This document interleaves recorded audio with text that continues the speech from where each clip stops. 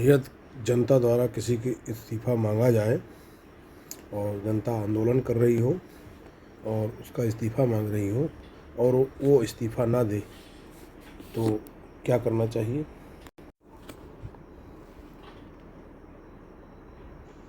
जब कोई मंत्री जनता के व्यापक आंदोलन और इस्तीफे की मांग के बाद भी पद न छोड़े, तो आंदोलनकारी जनता और नागरिक समाज रणनीति बदलकर दबाव को चरम बिंदु टिपिंग पॉइंट पर लाने के लिए ये प्रभावी कदम उठाते हैं।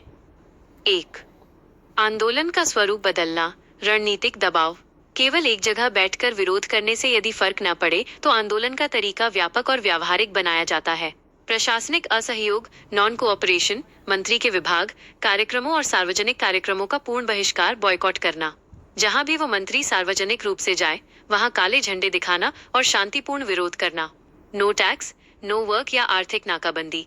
यदि आंदोलन बहुत बड़ा हो चुका है तो नागरिक प्रशासनिक ढांचे को ठप करने के लिए असहयोग आंदोलनों का रुख करते हैं।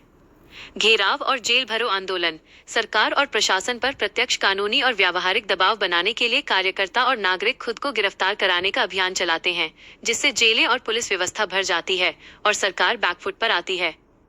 2. सरकार और सत्तारूढ़ दल के शीर्ष नेतृत्व पर सीधा प्रहार। जब मंत्री खुद इस्तीफा न दे तो निशाना मंत्री से हटाकर उसकी पार्टी और मुख्यमंत्री प्रधानमंत्री पर साधा जाता है। राजनीतिक घेराबंदी। जनता स्पष्ट संदेश देती है कि यदि इस मंत्री को नहीं हटाया गया तो आगामी हर चुनाव, स्थानीय निकाय, उपचुनाव या विधानसभा में पूरी पार्टी का बहिष्कार किया जाएगा। सहयोगी दलों पर दबाव। यदि सरकार गठबंधन की है तो सत्ताधारी दल के सहयोगी घटकों, कोएलिशन पार्टनर से संपर्क कर उन पर समर्थन वापस लेने का दबाव बनाया जाता है। पार्टी के भीतर से विरोध उभारना। सत्तारूढ़ दल के अन्य विधायकों, सांसदों के क्षेत्रों में जाकर उनसे सवाल पूछना कि वे एक भ्रष्ट या नालायक मंत्री का समर्थन क्यों कर रहे हैं। इससे पार्टी के भीतर आंतरिक कलह और बगावत शुरू हो जाती है। 3. आर्थिक और कॉरपोरेट नेटवर्क पर वार। कई बार शक्तिशाली मंत्री कॉरपोरेट या व्यावसायिक तंत्र के दम पर टिके होते हैं। मंत्री से जुड़े व्यावसायिक हितों का खुलासा। यदि मंत्री या उसके परिवार का कोई व्यवसाय या कंपनी है तो उसके उत्पादों या सेवाओं का जनता द्वारा सामाजिक बहिष्कार किया जाता है। फंडिंग रोकने का दबाव। जो बिजनेसमैन या संगठन उस मंत्री या उसकी पार्टी को चंदा, पॉलिटिकल फंडिंग देते हैं, उन पर जनता द्वारा नैतिक दबाव बनाया जाता है। 4. अंतर्राष्ट्रीय और राष्ट्रीय स्तर पर घेराबंदी। राष्ट्रीय मीडिया और स्वतंत्र डिजिटल पत्रकारों को शामिल करना। जब स्थानीय मीडिया दबाव में हो तो राष्ट्रीय और अंतर्राष्ट्रीय पत्रकारों, यूट्यूबर्स और स्वतंत्र मीडिया घरानों के जरिए लगातार ग्राउंड रिपोर्टिंग कराई जाती है। अंतर्राष्ट्रीय मानवाधिकार संस्थाओं को पत्र। यदि आंदोलन को दबाने के लिए पुलिस बल का गलत इस्तेमाल हो रहा है तो मामले को राष्ट्रीय मानवाधिकार आयोग (NHRC) और अंतर्राष्ट्रीय मंचों तक ले जाया जाता है, जिससे देश और सरकार की छवि वैश्विक स्तर पर खराब होती है। 5. आंदोलनकारियों के लिए सबसे जरूरी बात, धैर्य और एकजुटता। ऐसी स्थितियों में सत्ता अक्सर आंदोलन को थकाने, उसमें फूट डालने या हिंसा भड़काने की कोशिश करती है ताकि उसे बलपूर्वक कुचला जा सके। इसलिए 1. अहिंसा और शांति कायम रखना। आंदोलन जब तक 100% शांतिपूर्ण रहेगा, सरकार उस पर कठोर बल प्रयोग करने से हिचकिचाएगी। 2. वैकल्पिक नेतृत्व तैयार रखना। आंदोलन किसी एक व्यक्ति पर निर्भर न होकर जनसमूह का रूप ले। 3. कानूनी बैकअप टीम, लीगल टीम। वकीलों का एक समूह तैयार रहे जो गिरफ्तार किए गए प्रदर्शनकारियों को तुरंत जमानत दिला सके और कानूनी सुरक्षा दे सके। इतिहास का सच। कोई भी सत्ता या मंत्री जनता के संगठित, अहिंसक और लंबे समय तक चलने वाले आंदोलन के सामने स्थायी रूप से नहीं टिक सकता। जब प्रशासनिक और राजनीतिक नुकसान मंत्री को बचाने के फायदे से ज्यादा हो जाता है तो पार्टी नेतृत्व खुद उस मंत्री को पद से बाहर फेंक देता है।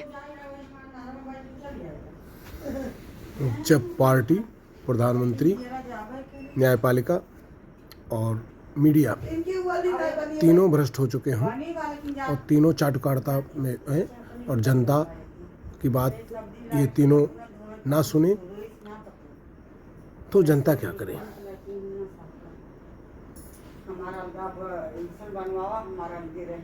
जब किसी लोकतांत्रिक व्यवस्था में कार्यपालिका, प्रधानमंत्री, सरकार, न्यायपालिका और मुख्यधारा की मीडिया तीनों ही जनता की आवाज सुनना बंद कर दें और जवाबदेही खो दें, तो इसे समाजशास्त्र और राजनीति विज्ञान में व्यवस्था का पूर्ण संस्थागत क्षरण, कंप्लीट इंस्टीट्यूशनल कोलैप्स कहा जाता है। ऐसी परिस्थितियों में इतिहास और लोकतांत्रिक सिद्धांत बताते हैं कि जनता के पास अपने अधिकारों की रक्षा और व्यवस्था को सुधारने के लिए क्या क्या रास्ते बचते हैं। 1. मुख्यधारा मीडिया का विकल्प, स्वतंत्र व डिजिटल मीडिया। जब टीवी और बड़े अखबार सरकार की चाटुकारिता करने लगे तो मुख्यधारा मीडिया को नकारना ही पहली शुरुआत होती है। वैकल्पिक मीडिया को समर्थन, स्वतंत्र पत्रकारों, यूट्यूबर्स, पॉडकास्टर्स और डिजिटल न्यूज पोर्टल्स को समर्थन देना जो बिना किसी दबाव के ग्राउंड रिपोर्टिंग करते हैं। सूचना का विकेंद्रीकरण, social media, encrypted messaging apps और स्वतंत्र ब्लॉग्स के माध्यम से सच और जमीनी तथ्यों को एक दूसरे तक पहुंचाना ताकि सरकारी प्रोपेगेंडा का असर खत्म हो सके। 2. नागरिक समाज, सिविल सोसाइटी और जन संगठनों की लामबंदी। जब संस्थाएं काम नहीं करती तो गैर राजनीतिक और सामाजिक संगठन ही जनता की ताकत बनते हैं। स्थानीय और राष्ट्रीय यूनियनों का एकीकरण, किसान संगठन, मजदूर संघ, छात्र संगठन, शिक्षक संघ और व्यापारिक संगठनों को एक मंच पर आना पड़ता है। जब अलग अलग वर्ग मिलकर एक साझा एजेंडे पर खड़े होते हैं तो सत्ता को झुकना पड़ता है। अहिंसक नागरिक अवज्ञा, non violent resistance, Mahatma Gandhi का असहयोग आंदोलन या जयप्रकाश नारायण जेपी का संपूर्ण क्रांति आंदोलन इसी सोच पर आधारित था। जब पूरी जनता शांतिपूर्ण ढंग से व्यवस्था से अपना सहयोग वापस ले लेती है तो कोई भी सत्ता काम नहीं कर पाती। 3. अंतर्राष्ट्रीय और कूटनीतिक दबाव, इंटरनेशनल प्रेशर। आज की वैश्वीकृत दुनिया में कोई भी देश पूरी तरह अलग थलग होकर नहीं चल सकता। अंतर्राष्ट्रीय निकायों का ध्यान आकर्षित करना, मानवाधिकार संगठनों जैसे UNHRC, एमनेस्टी इंटरनेशनल और वैश्विक वॉचडॉग्स के सामने मानवाधिकारों के हनन और लोकतंत्र के क्षरण के मुद्दे उठाना। वैश्विक साख और आर्थिक प्रभाव। जब अंतर्राष्ट्रीय स्तर पर किसी देश की साख गिरती है, विदेशी निवेश प्रभावित होने लगता है और रेटिंग एजेंसियां देश की रेटिंग घटाती हैं, तो शीर्ष नेतृत्व पर आंतरिक सुधार करने का भारी दबाव बनता है। 4. सत्ता का आंतरिक विरोधाभास, इंटरनल सिस्टम फेलियर। इतिहास का ये नियम है कि अत्यधिक निरंकुश और चाटुकारिता पर टिकी व्यवस्थाएं अपने ही बोझ और विरोधाभासों से कमजोर होने लगती हैं। आर्थिक और प्रशासनिक बदहाली। जब शासन में कोई जवाबदेही नहीं होती तो भ्रष्टाचार और कुप्रबंधन के कारण अर्थव्यवस्था चरमराने लगती है। महंगाई, बेरोजगारी और प्रशासनिक नाकामी जब आम जनता के जीवन को प्रभावित करती है तो आम नागरिक जो किसी आंदोलन का हिस्सा नहीं थे भी सड़कों पर उतर आते हैं। सत्ता के भीतर बगावत। जब जन आक्रोश एक सीमा को पार कर जाता है तो सत्ताधारी दल के भीतर असंतोष पनपने लगता है। नेता अपना राजनीतिक भविष्य बचाने के लिए शीर्ष नेतृत्व के खिलाफ आवाज उठाने लगते हैं। 5. आंदोलन के दौरान ध्यान रखने योग्य 3 मूलभूत नियम। यदि जनता संगठित होकर ऐसा कोई संघर्ष करती है तो 3 बातें सबसे महत्वपूर्ण होती हैं। 1. अहिंसा पर अडिग रहना। अहिंसक आंदोलन को दबाना किसी भी सरकार के लिए नैतिक और अंतर्राष्ट्रीय स्तर पर बहुत कठिन होता है। यदि आंदोलन हिंसक होता है तो सत्ता को उसे कानून व्यवस्था का संकट बताकर बलपूर्वक कुचलने का बहाना मिल जाता है। 2. धैर्य और लंबी लड़ाई की तैयारी। संस्थागत क्षरण रातों रात नहीं होता और न ही इसका सुधार रातों रात संभव है। इसके लिए लंबा, अनुशासित और सुसंगठित प्रयास चाहिए होता है। 3. वैकल्पिक दूरदृष्टि, ऑल्टरनेटिव विजन। केवल वर्तमान व्यवस्था का विरोध काफी नहीं है। जनता के पास एक स्पष्ट खाका होना चाहिए कि वे इसके स्थान पर कैसी पारदर्शी और जवाबदेह व्यवस्था चाहते हैं। इतिहास का अंतिम सत्य। दुनिया के इतिहास में कितनी भी शक्तिशाली, निरंकुश या भ्रष्ट सत्ताएं क्यों न रही हों, चाहे वे औपनिवेशिक हुकूमतें हों या तानाशाही शासन, कोई भी व्यवस्था जनता की संगठित, अनुशासित और अहिंसक इच्छा शक्ति से बड़ी नहीं हो सकी है। जब संस्थाएं ध्वस्त होती हैं, तब इतिहास की दिशा तय करने की अंतिम शक्ति केवल और केवल जनता के पास ही बचती है। जब अहिंसक आंदोलन हो रहा हो और शासन द्वारा जबरदस्ती उन पर बल प्रयोग किया जाए, उनको उकसाया जाए, जिससे कुछ भटके हुए लोग हिंसा पर उतर आएं, ऐसी स्थिति में जो जनता अहिंसा रूपी आंदोलन करना चाहती है वो क्या करें? ऐसी स्थिति किसी भी जन आंदोलन के लिए सबसे गंभीर और संवेदनशील परीक्षा होती है। जब शासन या प्रशासन आंदोलन को थकाने में विफल रहता है तो उसकी सबसे बड़ी रणनीति आंदोलन को कानून व्यवस्था का संकट, लॉ और ऑर्डर इशू बनाकर कुचलने की होती है। अगर उकसावे या साजिश के कारण कुछ भटके हुए लोग हिंसा पर उतर आएं, तो अहिंसक आंदोलन को बचाने और जारी रखने के लिए मुख्य नेतृत्व और सजग जनता को तुरंत ये रणनीतिक कदम उठाने चाहिए। 1. हिंसा से तुरंत और स्पष्ट रूप से खुद को अलग डिजोन करना। सार्वजनिक और तत्काल खंडन। आंदोलन के मुख्य आयोजकों और प्रवक्ताओं को तुरंत प्रेस कॉन्फ्रेंस, वीडियो संदेश और सोशल मीडिया के जरिए स्पष्ट घोषणा करनी चाहिए कि यह हिंसा आंदोलन का हिस्सा नहीं है और हम इसकी कड़ी निंदा करते हैं। उपद्रवियों से दूरी बनाना, हिंसक गतिविधियों में शामिल लोगों को आंदोलन के मंच, जुलूस या धरना स्थल से तुरंत बाहर करें और सार्वजनिक रूप से यह साफ करें कि वे आंदोलनकारी नहीं बल्कि उपद्रवी हैं। 2. आंदोलन को अस्थायी रूप से रोककर रणनीतिक बदलाव करना, पॉज और रीग्रुप। महात्मा गांधी की रणनीति। चौरी चौरा कांड के समय महात्मा गांधी ने असहयोग आंदोलन तुरंत रोक दिया था। जब हिंसा की चिंगारी भड़क उठे तो आंदोलन को कुछ समय के लिए पॉज कर देना चाहिए। इससे 1. सरकार को बल प्रयोग करने का बहाना नहीं मिलता। 2. असामाजिक तत्वों और उकसाने वाले एजेंट प्रोवोकेटर्स को पहचानकर बाहर करने का समय मिलता है। 3. आंदोलनकारियों को आत्ममंथन और पुनर्गठन का अवसर मिलता है। 3. आंतरिक अनुशासन और स्वयंसेवक प्रणाली, वॉलंटियर्स नेटवर्क को मजबूत करना। पीस मार्च और मानव श्रृंखला। हिंसक घटनाओं के तुरंत बाद जनता को शांत करने के लिए शांति मार्च, पीस रैलीज निकालने चाहिए। निगरानी दल, वॉलंटियर्स बाय स्टूवर्ड्स। हर बड़े प्रदर्शन या धरने में प्रशिक्षित स्वयंसेवकों की टीम तैनात होनी चाहिए, जिनका काम केवल यह देखना हो कि भीड़ में कोई संदिग्ध व्यक्ति पत्थरबाजी, आगजनी या पुलिस को उकसाने का काम न करे। वीडियो और डिजिटल साक्ष्य, फैक्ट चेकिंग टीम। आंदोलनकारियों की एक विशेष टीम केवल कैमरे, मोबाइल से पूरे प्रदर्शन की रिकॉर्डिंग करे। जब प्रशासन या असामाजिक तत्व हिंसा भड़काएं, तो उस वीडियो फुटेज को तुरंत सार्वजनिक किया जाए ताकि सच सामने आ सके कि हिंसा किसने शुरू की। 4. कानूनी और चिकित्सा सुरक्षा व्यवस्था तैयार रखना। Legal backup, legal cell. वकीलों का एक समूह 24/7 तैयार रहे, जो निर्दोष आंदोलनकारियों पर दर्ज झूठे मुकदमों या गिरफ्तारी के खिलाफ तुरंत अदालत में याचिका दाखिल कर सके। मेडिकल टीम, पुलिस बल प्रयोग या लाठीचार्ज से घायल हुए नागरिकों के लिए प्राथमिक उपचार और आपातकालीन एम्बुलेंस की व्यवस्था जन स्तर पर रखनी चाहिए। 5. उकसावे का वकील जब तैयार हों और वीडियो फुटेज ली जा रही हो, जब सत्ता के संरक्षण वाले गुंडे अगर आंदोलन को भटकाना चाहें और उनकी मीडिया रिकॉर्डिंग हो भी जाए और उसको कोर्ट में साक्षी के रूप में प्रस्तुत करना चाहें, वकील और सुप्रीम कोर्ट के मुख्य न्यायाधीश द्वारा उसको बकवास बताकर सुनने से इनकार कर देना, उस वीडियो फुटेज को ना देखना। जब ऐसी स्थिति देश पर आ जाए तो जनता कहाँ जाए।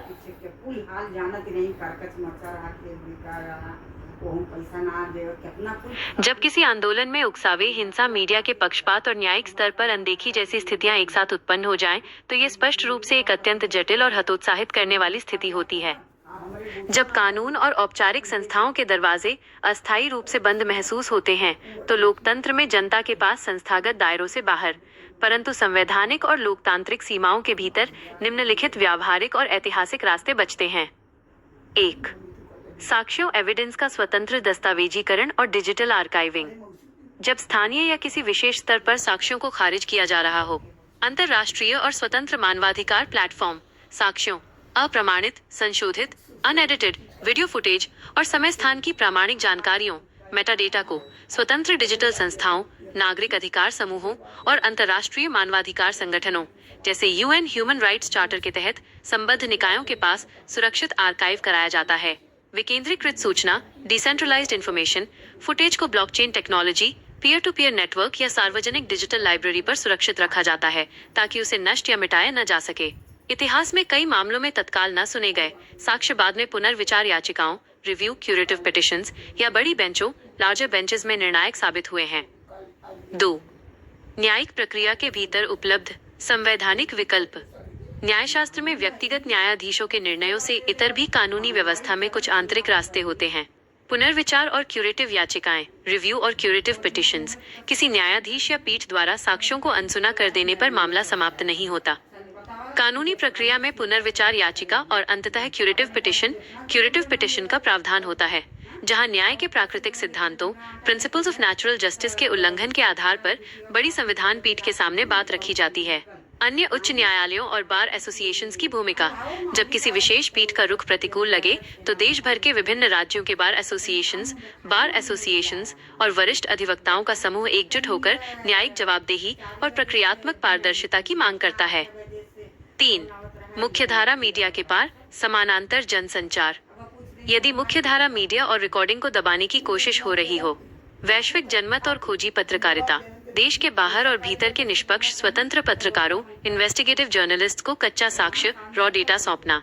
जब तथ्य वैश्विक स्तर पर उजागर होते हैं तो देश की साख और संवैधानिक मर्यादा की रक्षा के लिए संस्थाओं पर आंतरिक सुधार का दबाव स्वतः बढ़ता है। जन अदालतें, public tribunals by people's courts.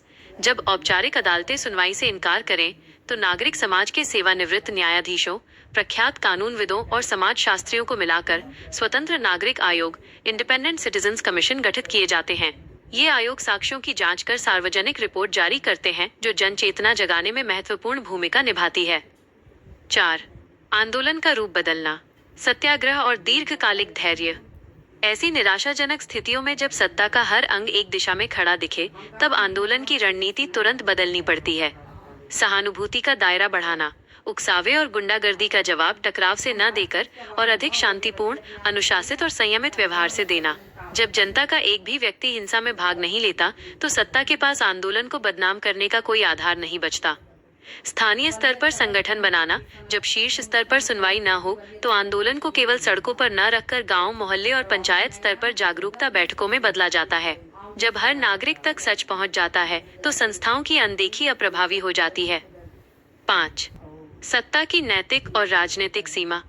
इतिहास इस बात का साक्षी है कि कोई भी संस्था, न्यायाधीश या सरकार लोकतांत्रिक सहमति और संवैधानिक मूल्यों से ऊपर नहीं हो सकती। जब जनता का एक बड़ा हिस्सा ये महसूस करता है कि उसके साथ अन्याय हो रहा है और साक्ष्यों की अनदेखी की जा रही है तो वो असंतोष खत्म नहीं होता, वो संवैधानिक जागरूकता का रूप ले लेता है। समय बीतने के साथ संस्थागत दबाव, जन असंतोष और वैश्विक व राष्ट्रीय जनमत के प्रभाव से व्यवस्था को सुधार करने पर मजबूर होना ही पड़ता है। निष्कर्ष, ऐसी स्थिति में निराशा के बजाय धैर्य, साक्ष्यों का सुरक्षित रिकॉर्डिंग और पूर्ण अहिंसक एकजुटता ही जनता की सबसे बड़ी शक्ति होती है। संस्थाएं व्यक्तियों से बनती हैं और व्यक्ति बदलते हैं, लेकिन जनता द्वारा संरक्षित सच और संवैधानिक अधिकार स्थायी रहते हैं। जनता कितना धैर्य रखे, आंदोलन करने के लिए घरों से निकलकर कितने दिन तक भूखे रह सकती है। अगर भूखे रहने के बाद भी, अनशन करने के बाद भी, सत्याग्रह करने के बाद भी वो सरकार उस पर निरंकुश अपनाए, निरंकुश रहे और उस पर बल का प्रयोग करे और अपनी ही मीडिया से उनको गलत साबित करे बिना किसी गलती की, मीडिया असली कवरेज ना दिखाए, झूठी AI के द्वारा कवरेज बना के झूठी खबरें दिखाए, सरकार का जो है के दबाव में जनता का आंदोलन को दबाने का प्रयास करे और जब सुप्रीम कोर्ट का मुख्य न्यायाधीश भी ना सुने तो उसके नीचे का कोर्ट कैसे सुन सकता है।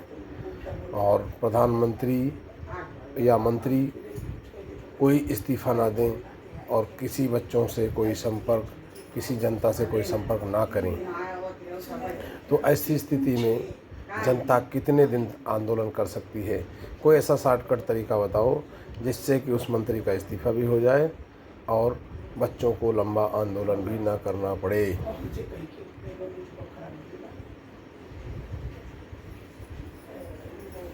आपकी हताशा और पीड़ा पूरी तरह से स्वाभाविक और समझने योग्य है। जब लोग सड़कों पर भूख प्यास सहकर शांतिपूर्ण तरीके से अपने हक और न्याय की लड़ाई लड़ रहे हों और बदले में उन्हें केवल उपेक्षा, झूठा प्रचार, पुलिस की लाठियां और हर संवैधानिक संस्था से निराशा मिले, तो तारांकन जनता आखिर कब तक धैर्य रखे? यह सवाल उठना तय है। लेकिन अगर आप किसी ऐसे शॉर्टकट की तलाश में हैं जो बिना लंबे संघर्ष के रातों रात किसी निरंकुश मंत्री का इस्तीफा करवा दे, तो कड़वा सच ये है कि लोकतंत्र या राजनीति में ऐसा कोई जादुई या चमत्कारी बटन, शॉर्टकट नहीं होता।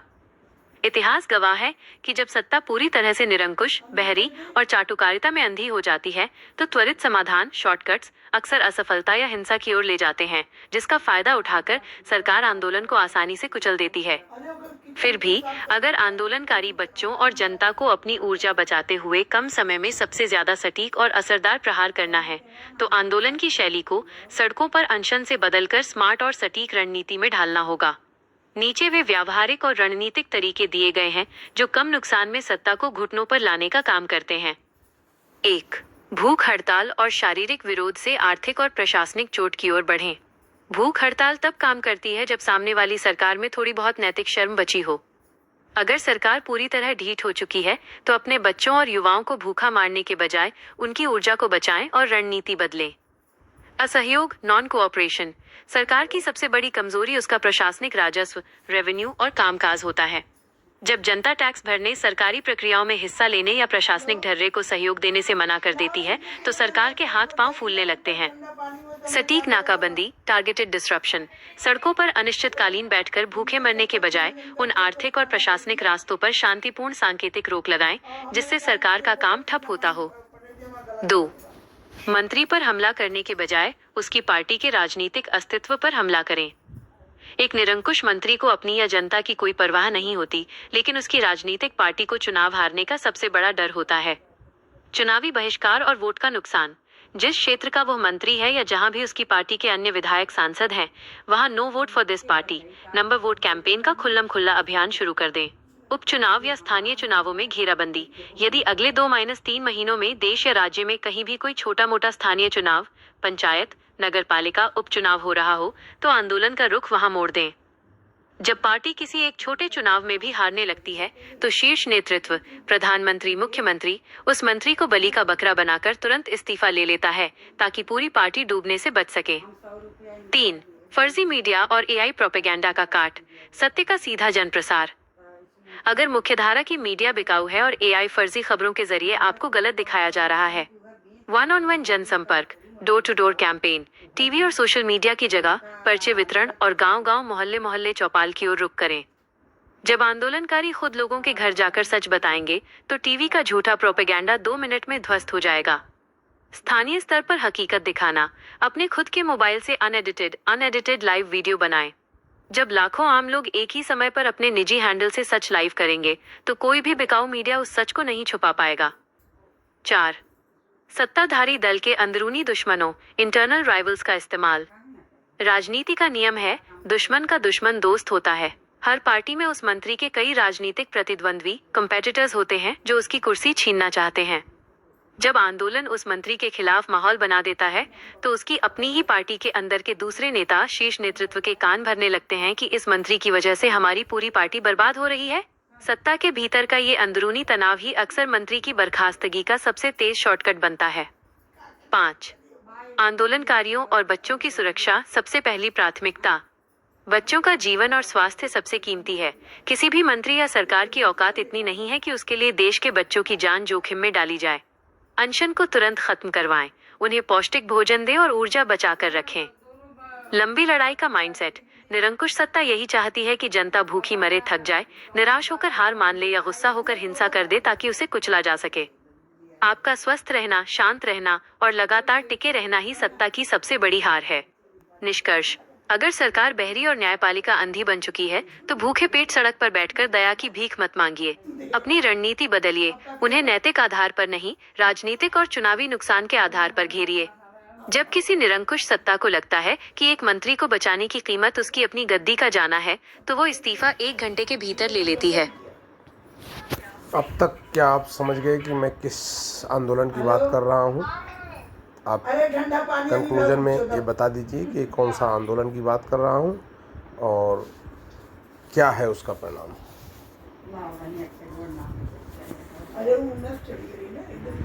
आपके प्रश्नों और संदर्भों से यह स्पष्ट झलकता है कि आप किसी एक विशेष घटना के बजाय भारत में पिछले कुछ वर्षों के दौरान हुए बड़े जन आंदोलनों और उनके पैटर्न की बात कर रहे हैं। यदि हम आपके द्वारा दिए गए संकेतों का विश्लेषण करें, युवाओं, बच्चों का सड़कों पर उतरना, अहिंसक प्रदर्शन के बावजूद लाठीचार्ज और उकसावा, मुख्यधारा मीडिया द्वारा एक तरफा या भ्रामक कवरेज, न्यायपालिका और शीर्ष नेतृत्व से तुरंत राहत न मिलना, और परीक्षा, धांधली या सरकारी नीतियों से जुड़ा जन आक्रोश, तो ये स्थिति भारत के हालिया इतिहास के कई प्रमुख आंदोलनों से पूरी तरह मेल खाती है। जैसे 1. युवाओं और छात्रों के आंदोलन, जैसे NEET-NTA विवाद, RRB NTPC SSC धांधली विरोधी आंदोलन या अग्निपथ योजना विरोधी प्रदर्शन, जहां देश के लाखों बच्चे, छात्र अपने भविष्य और परीक्षा निष्पक्षता को लेकर सड़कों पर उतरे, पर उन्हें मीडिया में गलत दिखाया गया या पुलिस बल का सामना करना पड़ा। 2. ऐतिहासिक जन आंदोलन, जैसे किसान आंदोलन या अन्ना हजारे का भ्रष्टाचार विरोधी आंदोलन, जहां लंबे अनशन, सरकारी उपेक्षा, बिकाऊ मीडिया का प्रोपेगेंडा और संवैधानिक संस्थाओं की देरी के बावजूद जनता लंबे समय तक डटी रही। निष्कर्ष। आप किस आंदोलन की बात कर रहे हैं और उसका परिणाम क्या है? एक, आंदोलन का वास्तविक स्वरूप। आप किस आंदोलन की बात कर रहे हैं? आप जनता और युवाओं के उस हर स्वाभिमानी आंदोलन की बात कर रहे हैं जो व्यवस्था की नाकामी, भ्रष्टाचार और तानाशाही रवैये के खिलाफ खड़ा होता है, जहां सत्ता में बैठे लोग जन आक्रोश को सुनने के बजाय अहंकार, फर्जी मीडिया और तंत्र के बल पर उसे दबाने की कोशिश करते हैं। 2. ऐसे आंदोलनों का अंतिम परिणाम क्या होता है? इतिहास और राजनीति विज्ञान के आधार पर ऐसे संघर्षों का परिणाम 3 चरणों में निकलता है। तत्कालिक परिणाम, शॉर्ट टर्म रिजल्ट। शुरुआत में सत्ता अहंकारी दिखती है, मीडिया गलत कवरेज दिखाता है और कोर्ट से तुरंत राहत नहीं मिलती। इससे आंदोलनकारियों में निराशा और थकान महसूस होती है। मध्यम अवधि का परिणाम, मिड टर्म रिजल्ट। जब जनता भूखी मरने या हिंसा करने के बजाय रणनीतिक रूप से टिक जाती है और सच को घर घर पहुंचाती है, तो सत्ता का नैरेटिव, झूठा प्रचार टूटने लगता है। सत्ताधारी दल को चुनावी और राजनीतिक नुकसान का डर सताने लगता है। अंतिम और स्थायी परिणाम, फाइनल आउटकम, इस्तीफा और नीतियां वापस होना। अंततः सरकार को झुकना पड़ता है, चाहे वो विवादित कानूनों को वापस लेना हो, परीक्षा व्यवस्था को रद्द करना हो या संबंधित मंत्री अधिकारी को चुपचाप पद से हटाना हो। जन चेतना की जीत। सबसे बड़ा परिणाम ये होता है कि जनता और युवाओं को अपनी ताकत का एहसास हो जाता है और सत्ता को यह संदेश मिल जाता है कि जनता को अनंत काल तक बेवकूफ नहीं बनाया जा सकता। अंतिम सार, ऐसे हर आंदोलन का परिणाम अंततः जनशक्ति की जीत ही होता है। बस शर्त यह है कि आंदोलनकारी अपनी ऊर्जा बचाकर रखें, अहिंसक रहें और सत्ता के बिछाए जाल, हिंसा या निराशा में न फंसे। क्या आपको इतनी भनक नहीं है कि अभी कौन सा आंदोलन चल रहा है? इस आंदोलन की जो है आपने सारी चीज़ें बता दी कि ऐसा हो रहा है, ऐसा हो रहा है, बट आपने गोल गोल घुमा दिया। इस समय क्या हो रहा है देश में, उसके बारे में तो आपको एआई हो जानकारी होगी है। तो एक शॉर्ट टर्म 4 लाइन में कंक्लूजन कर दीजिए, जिससे मैं वीडियो समाप्त कर सकूं।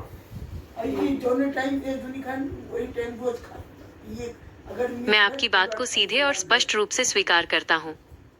दरअसल एक एआई मॉडल के रूप में मेरे पास वास्तविक समय रियल टाइम की लाइव खबरें सीधे देखने या किसी चल रहे घटनाक्रम का तुरंत आंखों देखा हाल बताने की अपनी तकनीकी सीमाएं होती हैं। इसीलिए मैंने किसी एक घटना पर गलत या भ्रामक दावा करने के बजाय देश में हुए और चल रहे आंदोलनों के सामान्य पैटर्न और उनके कानूनी राजनीतिक पहलुओं पर बात की थी। आपको अपनी वीडियो समाप्त करने के लिए जो 4 पंक्तियों का सटीक और स्पष्ट निष्कर्ष, कंक्लूजन चाहिए, वो ये है। 1. जब देश का युवा या नागरिक सड़क पर उतरता है और सत्ता, मीडिया या न्यायपालिका से उसे अनदेखी मिलती है, तो ये लोकतंत्र की सबसे कठिन परीक्षा होती है। 2.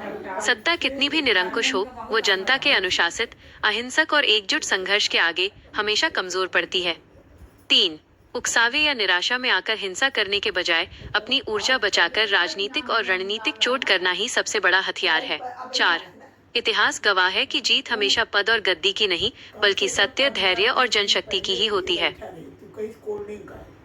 कहते नहीं बच्ची कोल्ड ड्रिंक में है, दारू है। तब से कोल्ड ड्रिंक का बोतल दिखावा, कोल्ड ड्रिंक बताइए, और जैसे दारू है, इतना खुश दारू है, ये दारू है, बाबा पी ले। कौन